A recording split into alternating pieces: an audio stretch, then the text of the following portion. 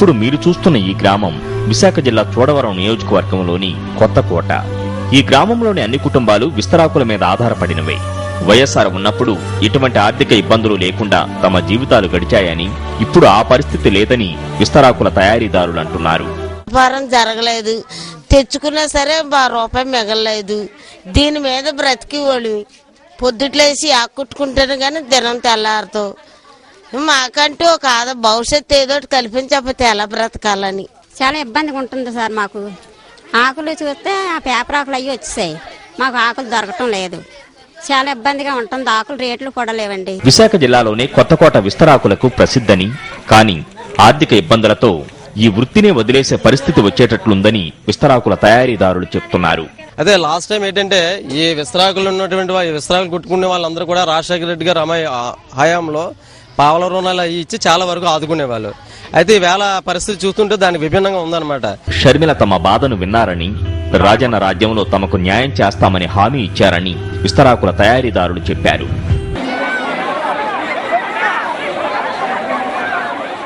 193వ రోజు పాదయాత్రలో పాల్గొనడానికి వచ్చిన యానం గజ్జలమ్మ అనే వృద్ధురాలు వైఎస్ జగన్మోహన్ రెడ్డిని జైల్లో పెట్టడాన్ని తీవ్రంగా ఖండించింది. మాకు అతను వస్తేనే మాకు సంతోషంగా ఉంటుంది, మా అతను గెలుస్తాం, తప్పగా రెప్పిస్తాం, బయటకి నాగుతాం. మా ఇప్పుడు అనుకునేది ఏంటంటే జగన్ గారు వస్తారని మనం నమస్కారం చేసుకుంటాం. బాగుంటుంది, జగన్ గారు రావాలి మాకు బ్రహ్మాండంగా. వైఎస్ కాంగ్రెస్కి వెళ్ళాలి మాకు. వైఎస్ఆర్ కాంగ్రెస్ పార్టీ ఒక్కటే తమ బతుకుల్లో వెలుగులు నింపుతుందనే ఆశ ఉందని పేదలు చెబుతున్నారు.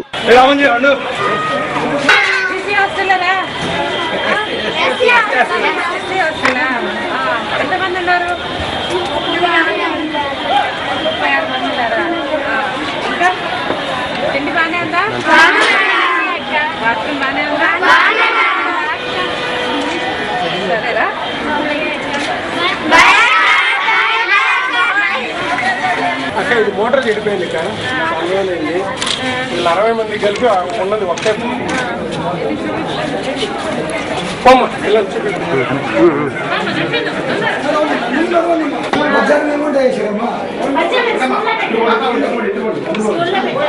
పొద్దున రాత్రి మటుకు మీరు వండుకుంటారా?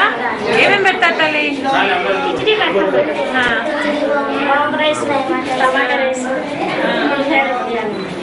సాయంత్రం కూర రోజు గుడ్డు పెడతారా?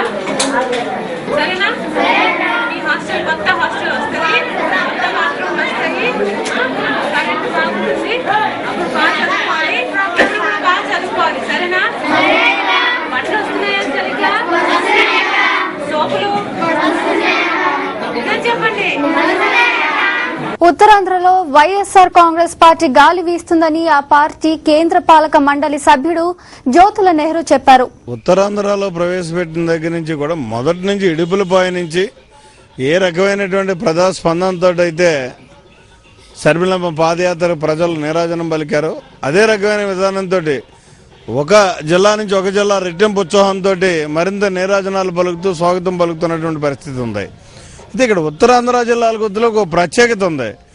జనం చాలా స్వచ్ఛందంగా ఎవరికి వాళ్ళంతటి వాళ్ళు వచ్చి స్వాగతం పలుకుతూ ఇవాళ సంపూర్ణమైనటువంటి మద్దతు షర్మిలమ్మ పాదయాత్రకు ఇస్తున్నటువంటి పరిస్థితి ఉంది. ఈ సందర్భంలో ఇంకో ప్రత్యేకత ఏంటంటే తొందరలో స్థానిక ఎన్నికలు రాబోతున్నాయి. ఈ స్థానిక ఎన్నికల గురించి చూసుకున్నట్టయితే మీరు ఇందాక మీ వ్యూహం ఏంటన్నారు, ఎన్నికల్లో వ్యూహం చెప్పడం అన్నది రాజకీయాలకి అంత మంచిది కాదు. అయితే ఇవాళ చాలా క్లియర్గా తేటతెల్లంగా కనిపిస్తుంది. ఎన్నికల్లో ప్రజల యొక్క మనోభావాలు అద్దం పట్టే విధంగా ఇవాళ ఉత్తరాంధ్ర ప్రవేశం దగ్గర నుంచి స్థానిక సంస్థలు జరుగుతాయనేటటువంటి ఊహాగానాలు రావడం, ఆ కార్యక్రమాలకు ప్రభుత్వం సన్నద్ధం కావడం చూసినట్టయితే ప్రజలు షర్మిలమ్మ పాదయాత్రకి ఇస్తున్నటువంటి అనూహ్యమైనటువంటి స్పందన చాలా క్లియర్గా తేటతెల్లంగా చెప్తుంది. చెప్పగానే ఇవాళ ఖచ్చితంగా మా గౌరవ అధ్యక్షురాలు విజయమ్మ గారు చెప్తున్నారు 80 స్థానాలు 100కి మనం దక్కించుకోవాలని చెప్పి. అయితే ఇక్కడ చూస్తున్నటువంటి ప్రజాస్పందన కానీ చూసుకున్నట్టయితే 100కి 100 స్థానాలు కూడా దక్కించుకునేటటువంటి పరిస్థితి కనిపిస్తుంది.